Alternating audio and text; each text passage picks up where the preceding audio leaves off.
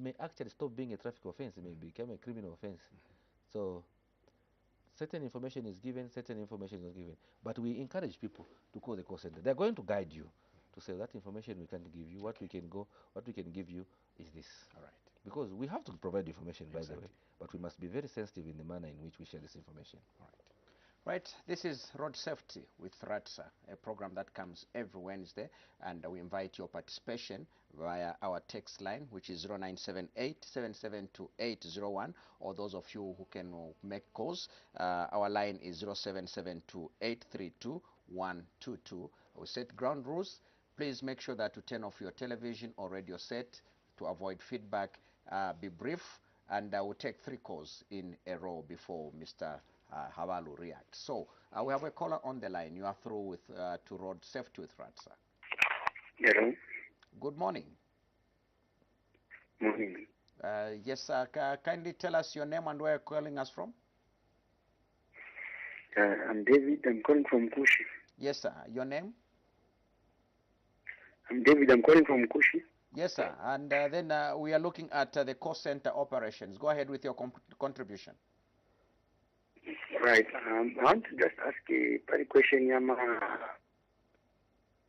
license. And then I come up. Okay. It's a community side. You call Mangan countryside. So they got one twice. I'm a motor covered by my license. And then because the government another said my roadblock and my checkpoints and uncle limited. But in place they got a police outside community. They have a checkpoint per corner whereby muntu ali speed and then abwapela sabe muntu ayingira paja afuna license. Now tingachitepo bwanja tingatumira call center or bangatandile bwanja ba officer benu ndinawa ndete nizofuna funza. Okay, Zikomo from Mukushi, although his question is like licenses, there are no licenses, checkpoint mounted on at a cave or some place which is not convenient, and maybe you'll be competent to react to that. Let's see, we can get another caller. I have a caller on the line. Good morning. Hello. Good morning. You are through to Road Safety with RATSA. Fine, how are you? Okay, sir. Your name and where you're calling us from, sir?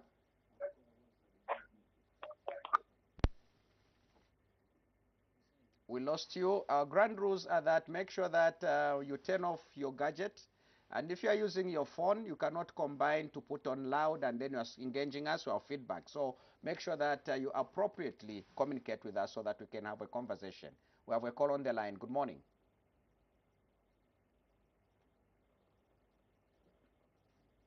Zero 0772832122 is the line to call. Good morning. Morning, how are you? Fine, thank you. You are through to Road Safety with RATSA. Please speak up and go ahead with your contribution. Yeah, I'm calling from Chilanga. From Chilanga, yes. Go ahead. What's your contribution, sir? My contribution is I'm looking on the how much is it charged for someone to access a driver's license, because I've been hearing and I've been passing through a lot of things whereby I've lost a lot of money to access a driver's license, and I did access it. So I want to know how much is it, Andy.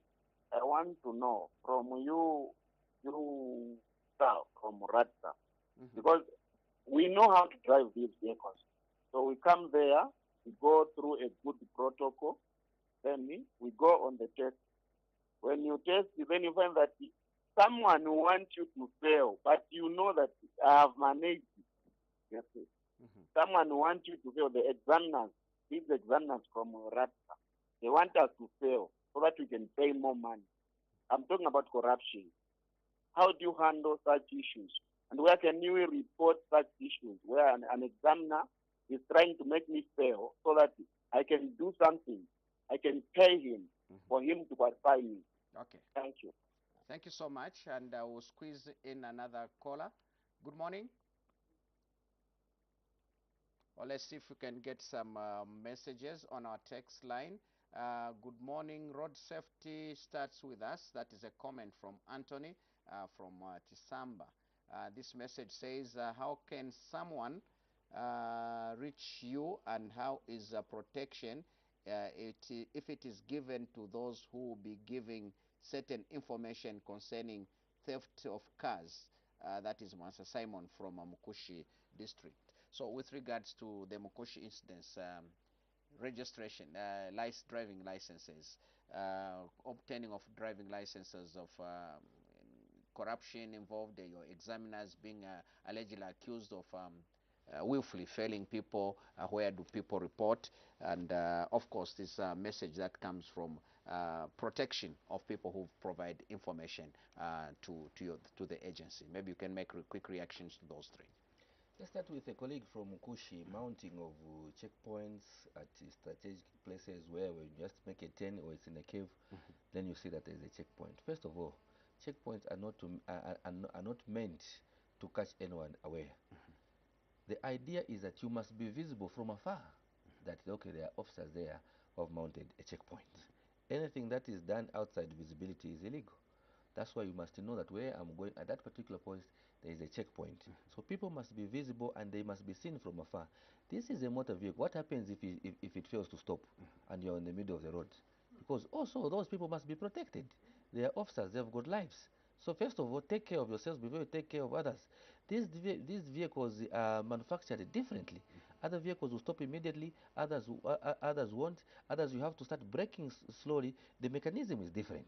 That's why you must be visible from afar so that somebody can start now braking at a particular time. If that is done, that is illegal. That's why the Ministry of Home Affairs and the National Security have said, let us reduce on this. It's because of such instances. But we can't completely do away with them. We need to have permanent checkpoints where we can continue checking motor vehicles for security purposes also.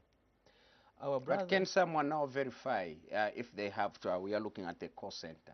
If does your call center, is it competent to manage such incidences where someone just goes to say your officers are just stopped at a dangerous place and stopping vehicles? Is it acceptable for the call center, and then you intervene in such situations? Exactly, and I'll speak for the Road Transport and Safety Agency. At no time are we supposed to mount a checkpoint where we want to catch people unaware, where somebody is descending and you know the vehicle is in the fast mode. Secondly, we don't mount a checkpoint where there is no speed sign. What are you going to use against charging people? There must be a speed sign for you to refer to it, and you must use a calibrated gun, what we refer to as a gun, for you to check. And the call center will be able to verify all those things. They will tell you at that point it's a cave, it's a dangerous place, and it's a dotted line. You're not supposed to. Where you are doing that job, it's wrong. You're not supposed to be there. And remember, we don't work in isolation. In case it is our colleagues from Zambia Police who are doing that, immediately we raise to their command and we tell them, this is a report we have received from so. This is what is happening. Remember, we are in touch with all the DTOs, the division traffic officers. If it is in a Kawe, who is the division traffic officer, immediately we raise them. Then they will raise their immediate supervisors, and that will be dealt with. So the call center doesn't work in operation. Examining of drivers? Examining of drivers, that one, you know, most of my colleagues there are examining. He has said he has lost so much money because he's been attempting to get a driver's license. He has nowhere to go now because I think he has failed several times. You know what causes that? Sometimes it's lack of information. Lack of information, fear of visiting the RATSA offices. I've always said, when you go to a RATSA office, do not deal with anybody who is unidentified. Go to a person who is identified. So how do you identify in case somebody is not wearing? You know, even you sometimes can put on a RATSA t-shirt. There are those RATSA t-shirts which we give. Of course, there are certain shirts and attire which we don't share.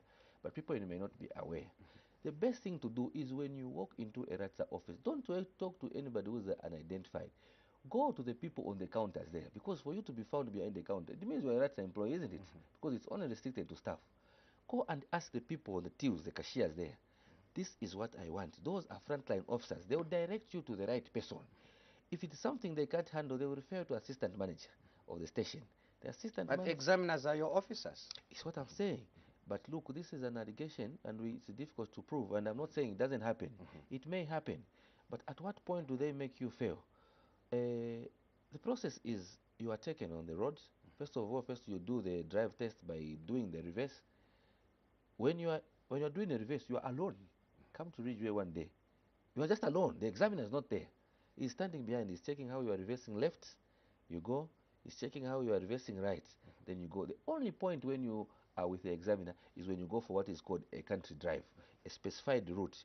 You drive with him. The examiner may not be talking to you. Again, if they don't talk to you, they say, no, these people are intimidating us. They are too serious. If they talk to you, no, they were distracting me. It's a very difficult situation. But we would appreciate that if there is any sort of corruptive practice that is going on, if you can prove. We've had people writing to the agency, giving an account of what they went through, matters have been resolved, and the other, in some instances, it has been found that cases haven't been dealt with. Maybe we should bring the people from the ethics committee so that they can tell us in terms of statistics what is the highest number of corruptive practices that is there. Our brother Mr. Mchindo can come and give you details of that. But I'm not saying examiners do not work in a manner that is not appropriate. They may do. They are only human beings. But to categorically so that they make me feel so that they get more money, at what point do they get money? And why do you offer them money? That's why I said this lack of information. Let me go through what happens if you want to obtain a driver's license as a first applicant. You go to a registered medical hospital which is government owned. They give you, and when they check that your eyes and your sight and everything is okay, so the doctor is going to recommend that you are now fit to get a driver's license, and you pay. And when you pay, you're not paying to that, so you're paying at the host facility. And the receipt upon which the payment has been made must be attached to that medical form which you present at RATSA, and you go and sit in for examination for a theory test. And once you pass a theory test, it means now you are given what is called a provisional driver's license.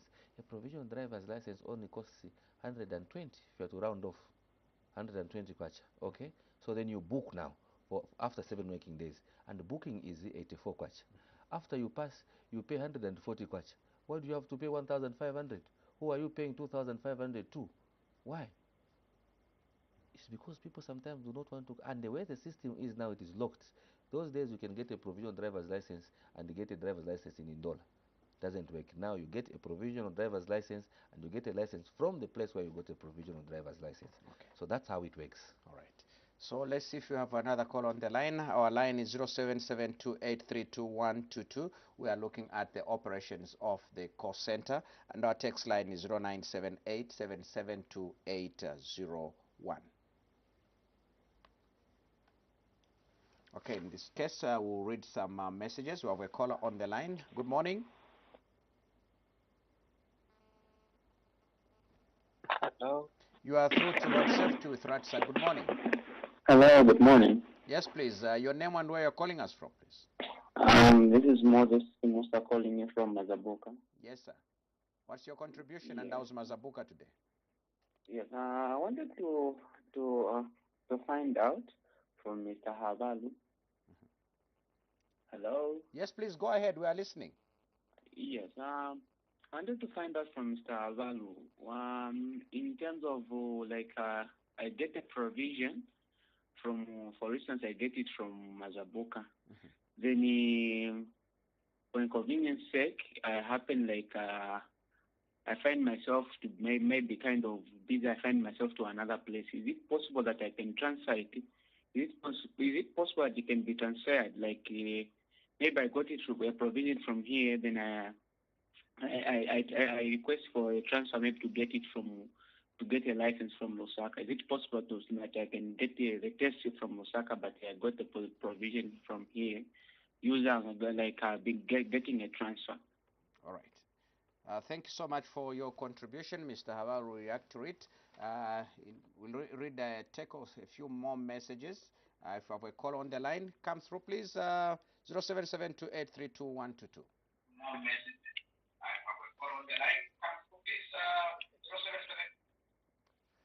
Okay, this message says, good morning. There is a scenario where you are on the way, go and renew my license, and I was apprehended that your license is expired. You can't drive. What is your encouragement? Because the officers refused me to pass. That is Rogers Makalichi from Ulukulu. What about your topic from Zambia? All right, okay. My question to RATS officer: how much do you to remove driving license? Thank you. Enjoy your day. Miona from Kawanga. Good morning, Ratsa. I want to ask, what should I do when the police officer get my driver's license and tell me that you should come to the office after lunch or give me your number, I'll call you later. Instance, transfer, you're just explaining that your system is locked, but isn't there a legal way to transfer somebody? Because movement, people move for different reasons, and maybe some agency, and I've just relocated when I was in a process. Tested in Mazabuka, can I apply to the agency maybe to find a legal way of transferring the provision so that you get a test from a different jurisdiction? Totally agree with you. We can't stop movements. People move for different reasons, for various reasons. But there's an exception. For example, if you move from Mazabuka and you are here in Lusaka, you can simply see the manager. Manager have got privilege rights in which that can be transferred. Okay. So my brother, nothing to worry about. Station managers always have an exemption. It's like maybe you come to Premium House, you want to renew your license, or you want to be printed from there. You are told the printer is down. The manager can transfer what is called the site and tell you go to Lumumba. Why should you be inconvenienced because the Premium is not working? So they have the right, so they can do that. So similarly, that can be done. Our colleague saying the driver's license was expired and the police couldn't let him go. Because he was on his way to renew. This is a scenario where he's on his way to go, then he finds officers on the way to wireless is going to renew the driver's license, and literally refuse to say you cannot go, and maybe fine him or reach a gentleman's arrangement whatsoever. That's a scenario that he just brought forward. Correct. The officers did the correct thing. At the point of a driver's license being expired, you are unlicensed. You know why I'm saying that? Because you can. Are you aware that you can renew your driver's license a month before? So why did you have to wait for it to be expired? So if I find your driver's license expired, I'm on my way. You're not supposed to drive. Find somebody else to drive you to go and renew. So what the officers did was the correct thing. They charged you. That was correct. Okay. Obtaining my license, somebody or officer tells me to come after lunch or give me your number, I'll call you when I'm Why? less busy. In the first place, why are you getting the driver's license? What have you got to do with the driver's license? These are your officers. Is it expired? And if it's expired, Or if you maybe take just it, an offense on the road and then somebody gets your license, because this is what happens generally on the road. Your officers get licenses. It is in very rare circumstances, Mr. Musumari. And there must be a comparing reason. Someone must be rebellious and cooperating disobedient. And you're left with no choice. Okay, let me give you a scenario, Mr. Havalu. You are driving, somebody comes to you, maybe they check road tax and everything else, they go around the vehicle, then they come back to the window and say, may I have your driver's license? All right? And then once you produce your driver's license, they get it, and then they ask you to park. After you park, that's when now maybe this comes in to say, give me your number, or I'll call you, come back later. Whatever offense has been committed, that's something else. But is that the right way to do things? It's not the right way. First of all, remember, I don't know if you were one of the people that received. We were running actually some sensitization program on our Ask Kiratsa Facebook page. No one should give you a personal line for you to contact them. Be it Ratsa, be it police. They are not allowed. You are not supposed to respond to any private line asking you to go to a police station or to a Ratsa station. Please don't. They must use a police line. Ratsa must use its official communication channels. If they use a personal line, forget it. We do receive those things. Your road, what has expired is now 7 days. If you don't come, you are going to go to the fast track court. There is a personal line there. No, forget. That is illegal. No one is supposed to do that. And we have been sensitizing people on that particular matter. The vehicle is stopped. Road tax is valid. Insurance is valid. For argument's sake, fitness is not valid. Because there are too many vehicles. You know, when you are checking, you are causing congestion. So for you to attend that person, you tell them to pull off the road. Tell them what the offense is. People must know. I've asked you to pull out because this is the offense. So the charge I'm giving you is this and this and this and this and this. Give them the charge. Let them proceed. At what point do you grab a driver's license? I told you. When somebody is extremely uncooperative, maybe when somebody is very drunk, or they are under the influence of something, or they have taken some intoxicating substances, How else are you going to deal with these people? You are left with no choice but to get a driver's license. And the getting of a driver's license is not to lose it, it's to compel them, because they know that in the next checkpoint they'll catch me. So those are the only exceptional circumstances. Zambians are not that rebellious. Most of the times they are cooperative. Why do you want to inconvenience a person who is cooperative to you? He has come out of the car, he has not denied the charge, he's cooperating with you. He doesn't have money. People don't move with that cash now. He tells you, give me the charge, I'm going to pay. If they don't pay, the call center is going to take notice. Me as the charging officer, oh, this vehicle, I've booked it to this and this, they didn't have money, charge it. After 7 days, system will show the car will be blocked. So the next time they want to pay, the system will refuse. Then we'll remember, oh, that case, because after all, cases are generated, and we'll refer to the record and say, remember, my brother, this is what has happened. So pay before you renew your license. Okay. That's how it works.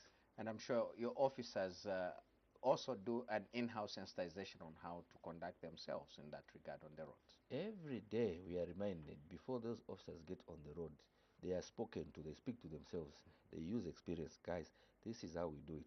This is how we do. Are you aware that even if you have committed an offense, I have the privilege, I can use my discretion not to charge you, but educate you and make you sign an education form where you commit that you never commit such an offense, and it is kept as our record. Then you go. It's circumstantial. Getting just back to our topic, how is feedback provided to members of the public who report or who ask for information? Is it prompt, or do you give timeline to say we'll get back to you calling back on their active lines when they use the call centers facility? The maximum time someone can wait is 7 days, okay? But now, that is in terms of the Integrity Committee reporting cases of corruption, like my brother from Mukush alleged, or other any instances which may lead to malpractice our officers may be engaged in. But in terms of the call center, when you make a report, my name is Julius Musumali. First of all, when you call, the agent will identify themselves by name, okay? Because you must take note of the name. You are through to the Ratsa call center. My name is Roy Havalu. How can I help you? Then you also identify yourself. Okay. The idea is to have a clear and trustworthy conversation. You're not talking to a robot, you're talking to an individual. Then you put up your case. Then the call center agent is going to take all the details and get in touch with the reported owner of that motor vehicle. Whether they have been successful in getting in touch with the owner or not, and whatever action would have been taken, they are supposed to reply to you almost immediately as soon as they get information from their side. It is at the expense of the agents to call you back.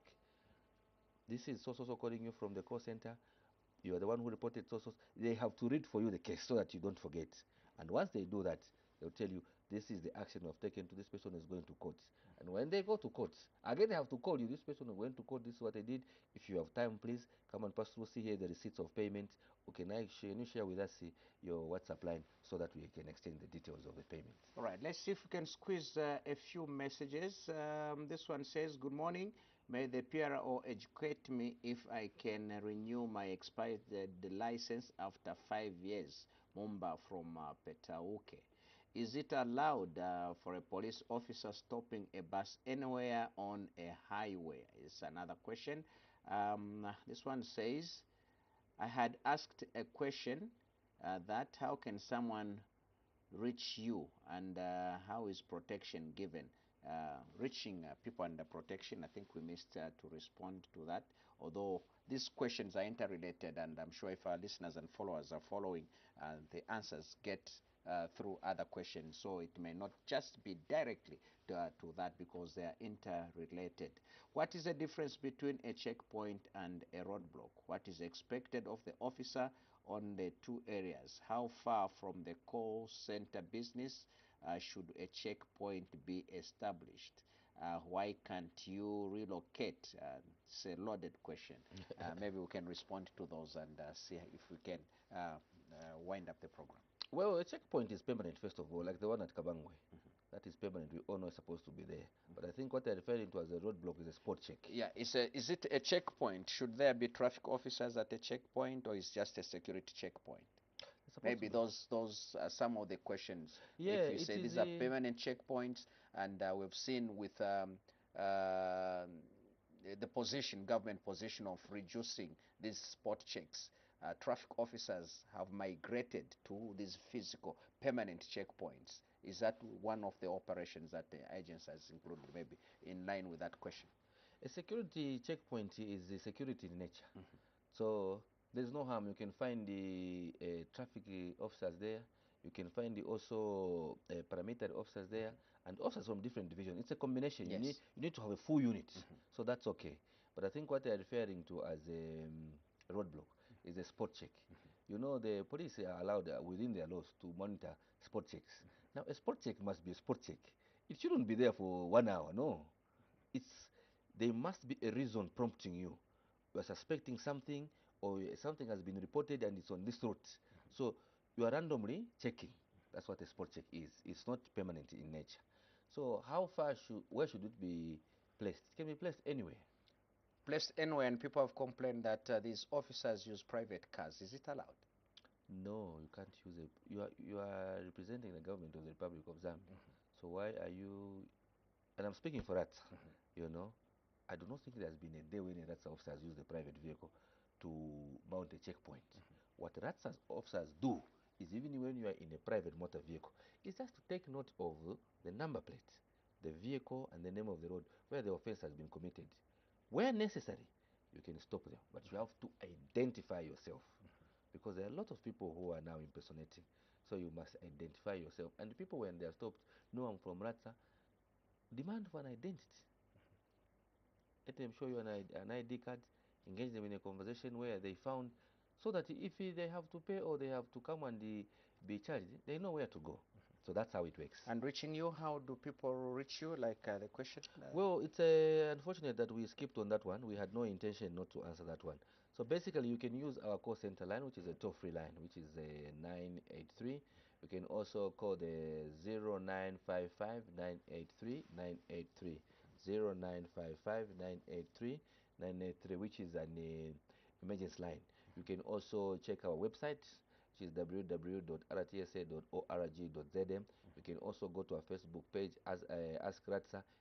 Everything I've spoken about is here. Everything about any question, it's there. So those are the platforms in which you can engage us. Right. So please, this call center is not meant for that officers. It's meant for you people. That's officers wake up every day to serve you. So let them work for their money. I would have loved to go on, but unfortunately, you have to come to the end of the program. Maybe your assurance on road safety and your efficient service delivery to the public as you continue serving them in closing. Well, thank you very much. First of all, let's remember that integrity demands that you do the right thing when nobody is seeing you. So you don't have to wait for a RATSA officer for you to see you. There was one time we were doing an operation along Mumbo Road, and I think both the passenger and the driver forgot to put on their seatbelt. So I think when they saw the reflection of the vehicles and the uniform of the officers, then they started now struggling to pull up the belt. And you know, when you're unfortunate, then the belt also got stuck. So it was a short distance, and clearly you could see that people were struggling. The belt can't come up. You ask them why. I know where we're coming from. There are no officers. They were not charged, but they were spoken to that you don't use the belt when you're there. That's the first thing you do before even you start your ignition. Strap yourself, switch on the ignition, make sure everything okay. Then you start off. Me, I've always told people, when you see officers on the road, you must be very happy, because you know that they are after you and they are after your lives to make sure that you are all safe. In case there are people who are misbehaving behind, you can say, actually, where I'm coming from, this is what is happening. Look out for so, so, so, and so, so, so. Then officers will be more than glad. So road safety is a shared responsibility. Don't leave it to us only. We can't manage. So we have to work as a team. Thank you very much. Thank you so much for the information. Thank you very much. We'll be glad to host you again next week. Please. All right, that has been Mr. Roy Havalu on road safety with RATSA. Today's program, we are looking at call center operations. Can see that we have a few messages that we have not responded to, as well as appreciating our followers on our Facebook page and our YouTube channel as well. And your participation in quietness and in silence has made this program what it is today. And for these messages, like we always do, for administrative purposes, we forward them to RATSA, and some of you are gotten back to, depending on a case, and so it is on a case by case. But we have to come to the end of the program until next week, Wednesday at the same time. So this has been your presenter, Julius Musmali. Remember, The blue light is watching you.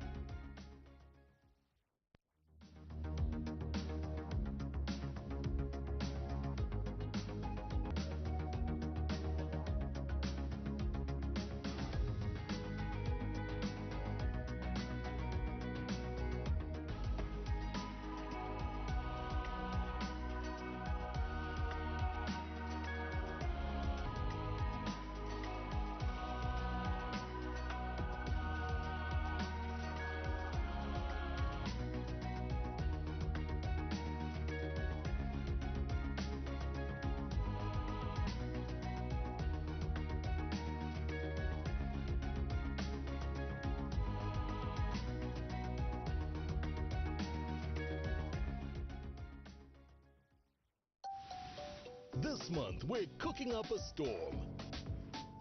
King Katumba spices it up as he sets his sights on the villagers of Ubuntu. Then, secrets and hidden agendas are a melting pot for chaos in Pali. And we join our favorite hostesses who stir up a blend of exciting conversations. Then Sita's marriage ambition leaves everyone a little steamed. And music legends serve up their most exciting memories in music. And the royal clique turns up the heat and fires up the industry. We've got the recipe for the best local entertainment on Zambezi Magic. Channel 162 on DSTV, Channel 5 on GoTV. I have decided to name a new heir. I'm your heir. Dragons. A power man should never have trifled with. War is afoot. Knives will come out. They see you as you are.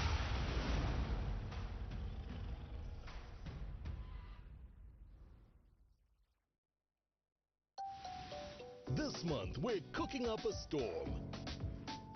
King Katumba spices it up as he sets